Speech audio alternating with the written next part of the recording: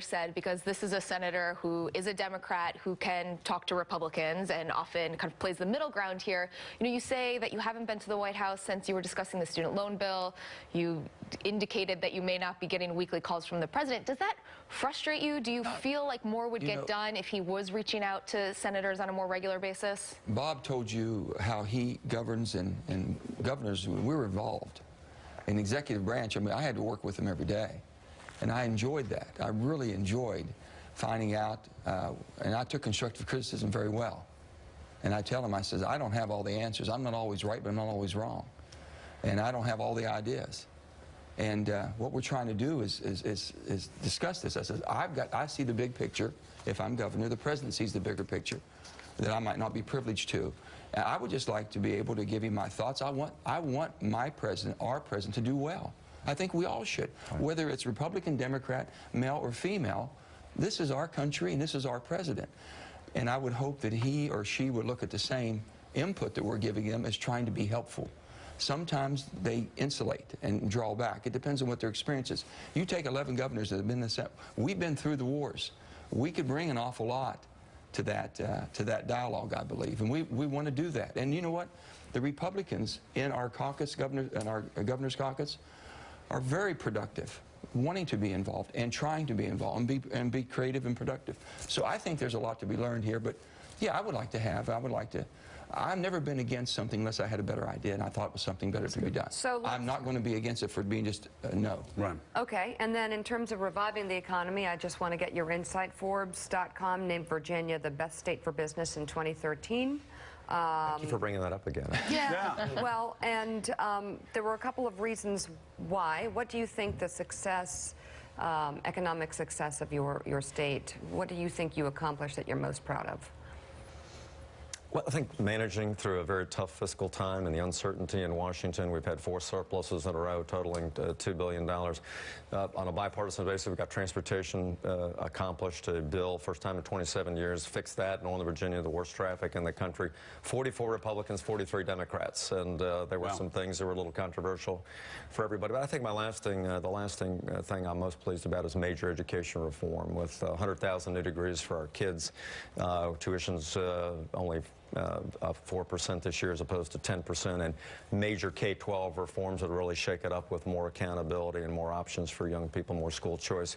So I think you know, listening to Democrats and Republicans in a split legislature, we've been able to move the ball forward and just solve the kitchen table issues. Joe, back to your question, turn down the rhetoric, solve problems, share credit, and smile a lot. And we've been successful. So one of the big kitchen table issues is obviously health care. And if I understand where you're at the moment, you're still debating whether to accept this Medicaid expansion in the state of Virginia. So here's a chance to have the federal government pay between 90 and 100% of the cost of Medicaid of the cost of Obamacare for some of your Medicaid recipients. So why not accept that? That's a way to do a kitchen table thing. I'd be shocked if they could keep that promise, Stephen. I mean, the federal government's broke, $17 trillion in debt, 100% for 3 years and 90% thereafter. I'm not sure they can do it. You don't think they actually literally wouldn't write you the check that they say they're going to write you? Well, they might for a year or two, and then times get a little bit tougher, and you got to balance the budget. We're heading south already with deficits $1 trillion for 5 years. But here's the real reason. What we've said in Virginia is we're not opposed to it philosophically,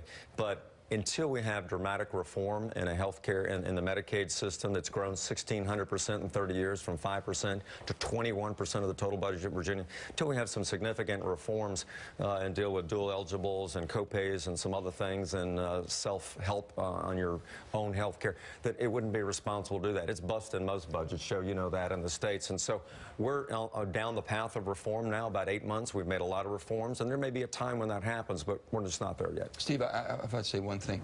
A lot of governors at the time that was going into effect, most of us were less than 50% coverage to the people who qualified. And they went right to 133. We had a hard time understanding. We said 100% would have been a lofty goal. So some of that, you know, and we said there should be some more waivers involved. So what works in Virginia might not quite work in West Virginia, but we might be able to find models that work. And that's what we're looking for, that flexibility. But I want to say one thing to Bob. The traffic in Alexander is still pretty rough, but We just passed the bill. It's going to take a while. It's going to take a little while. They're complaining about construction, not congestion. Yeah, exactly. It is kind of rough right now, but you took a lot of grief for that transportation bill. But I'll tell you what, people that commute in traffic, Northern Virginia, it's going to mean the world to them. Oh, my. Let me finish by talking about Ken Cuccinelli. There have been 1,000 people blamed for Ken Cuccinelli's loss. Defeat really is an orphan. We heard the ethics complaints. Oh boy, this is going to be a drag on Cuccinelli. We've heard women's issues that Terry McAuliffe just beat him about the head on abortion and on several other issues. The Cuccinelli camp seemed to be blaming Ted Cruz and the shutdown. Said that did more to destroy their momentum at the end. What do you think, from your vantage point, was the biggest drag on Ken Cuccinelli's campaign? It was a lot more. It was winnable. I mean, I was saying, unlike most other people on TV, that I thought this race was still going to be close. It was still a winnable race, right? Well, it was. It turned out a lot closer to 2%. The polls were showing 10 to 12 at the last.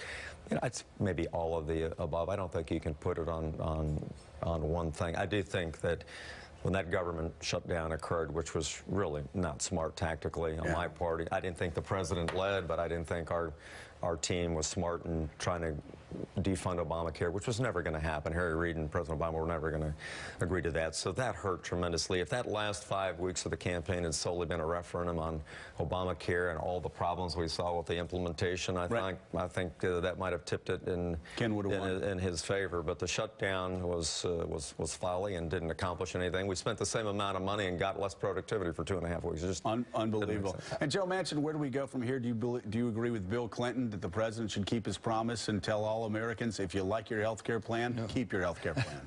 We've all said things I think we'd like to take back. I do that every day. Yeah, yes. and I think on this situation here, it's pretty clear, as many times as every station I've ever watched has played it. If you have it, you can keep it. If you like your doctor, you can keep it. And all we're saying is, myself and Mary Landrieu said, then fine, we'll grandfather that in. We'll work through this. They have more than a rollout problem. There's a product problem. We've got to make sure that the products are there, and the market will determine that product.